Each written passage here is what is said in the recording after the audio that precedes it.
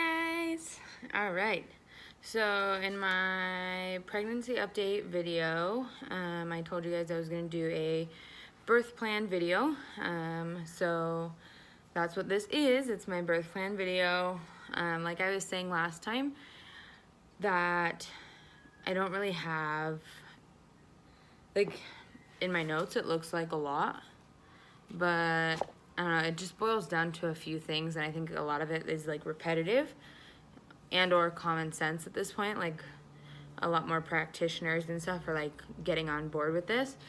So we'll see how many times my phone falls during this video. Hopefully none.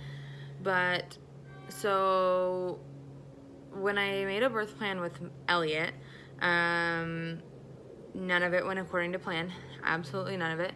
It was absolutely miserable. I had the worst birth ever. I mean, I can't really compare it to much since he was my first birth, but it was awful and I was not pleased with it, and I didn't want it to happen that way again.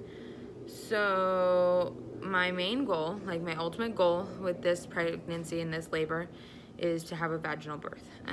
That is my number one priority. That is the most important thing on my list, along with healthy mom and healthy baby, obviously, right?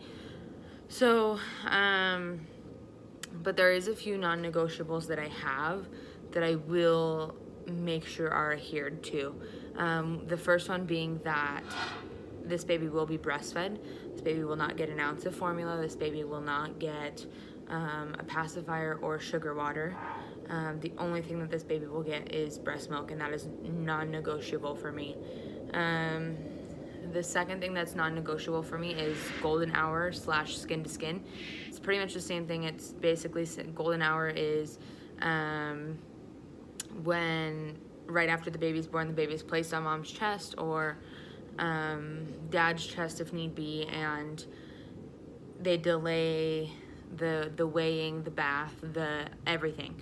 Everything waits for at least an hour so that mom and baby can bond, or mom and dad can bond, or whoever it needs to be can bond and regulate body temperature and all that stuff.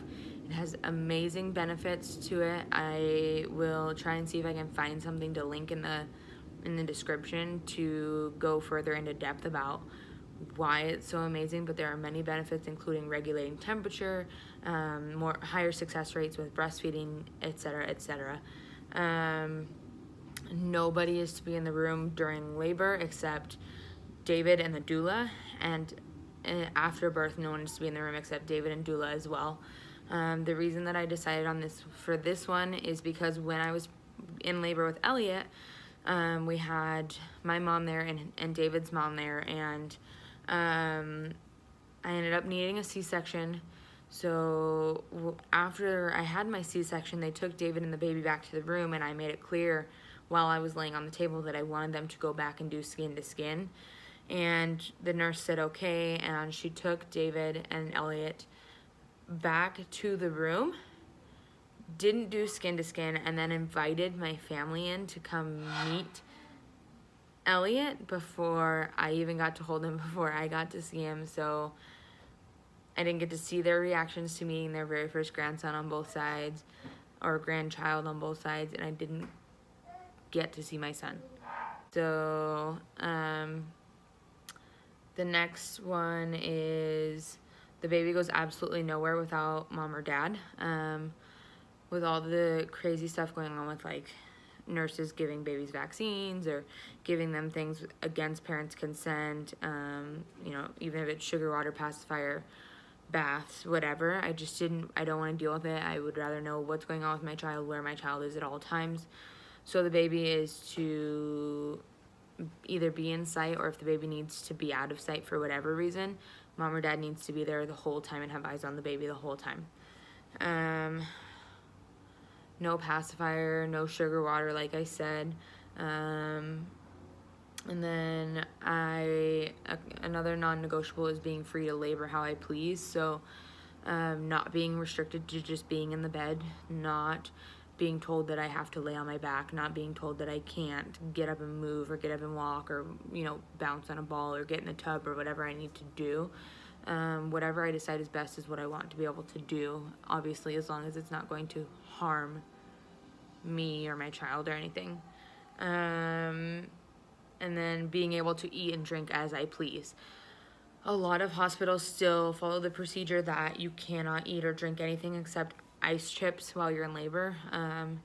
I will tell you that when I was in labor with Elliot, I ate a double cheeseburger, french fries, and I think it was an Oreo shake, or maybe it was a soda, I don't really remember, while I was in labor at the hospital.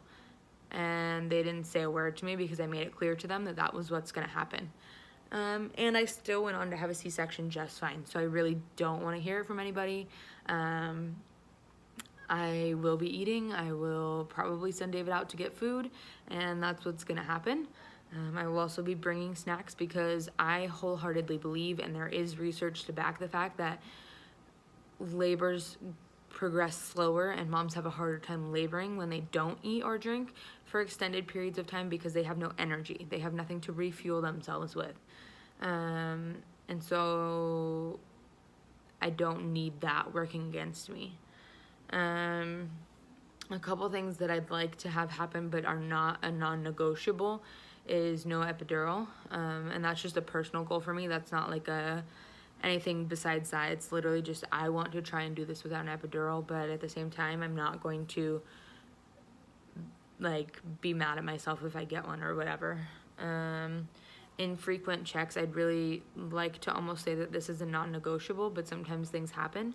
When I was in labor with Elliot, I got checked all the time, like every hour. They were coming in and checking me, and it would be the like student midwife or like the student OB who was still learning, and then the OB would come behind and check too. So there's 2 checks every hour. And I kind of almost want to say, like, no wonder my cervix was irritated, because you have 2 people like sitting there bugging the shit out of it consistently. No coached pushing. I've been doing a lot of reading about how your body knows when to push and your body will actually do the work. And so I kind of want to try that. If I need to be coached or whatever, then so be it. But I thought it would be cool to kind of try that. No hat on the baby once the baby's born. If you leave the baby without a hat on and you do skin to skin, they'll actually regulate temperature better. No IV, that's for me. I don't want to be hooked up to a saline IV. I'd rather just drink fluids myself, stay hydrated myself. Because if you are hooked to an IV, you kind of are stuck in one spot. Delayed cord clamping. I'd like A, for David to cut the cord like he did with Elliot. B, to wait to cut the cord until it's done pulsating, like all the blood is done going back into the baby. No episiotomy, so where they, cut you so that you don't tear. And I might change my mind in the moment if I weigh the risks, and episiotomy would be better, but ultimately, as of right now, that I don't want one. To be able to progress free of time limits. So a lot of times OBs do try and follow a thing about, you need to progress X amount of centimeters every hour, or you're still at 3 centimeters, or you're still at like 8 centimeters and it's been 3 hours or whatever. I want to let my body do its thing. And there's a lot of research showing that if you're being bugged and nagged constantly and you're stressed out, your uterus cannot pick up on the oxytocin that's flowing, that's needed to get the contractions to be stronger. So the less I'm being nagged about being too slow for them, the better it'll just be for my state of mind. And for Elliot to be allowed in as soon as we deem we want him in. I don't know who he's staying with yet when I go into labor. My mom, my best friend. I want to say probably my best friend, but it really just depends. But I want Elliot to be able to come see the baby, like, as soon as David and I are good and we're set and we're, like, okay. And I don't want them to, like, he can only be here for an hour or whatever. Like, I want him to be able to bond from the get-go. And then in case of a C-section, I always put that, I put that on there, especially now, since there's a chance that I will have a repeat C-section. I want David and the doula present. If obviously if the doula can't be present, then I guess that's what happens, but that's really something that I am going to make clear to my OB. I want pictures to be taken. I didn't have any pictures of my labor, my birth, anything with Elliot, because David forgot, and we were just overwhelmed with like them telling us, oh, you're getting cut open, and then just rushing me back and whatever. Delayed cord clamping, I still want that done even in a C-section. And then I want David and the baby to stay with me in the OR while I'm getting sewn up. I don't want them to be taken off somewhere. I don't want to like be sitting in the OR by myself. I did not like that the first time.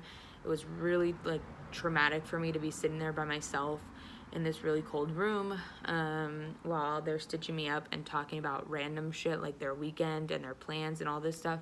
I did not like it. And I didn't like not knowing where my baby was. I didn't like not seeing my baby, like all this stuff. And then I want them to, I've seen where they do skin to skin with mom while she's still being sewn up or like stitched up. And I don't know if that's like actually possible, if we can make that happen. Either way, I'd like to have baby placed on my chest so I can actually see my child instead of just having my child rushed away and I didn't even get to see my child. If the skin to skin or laying on my chest isn't possible, I want immediate skin to skin with David.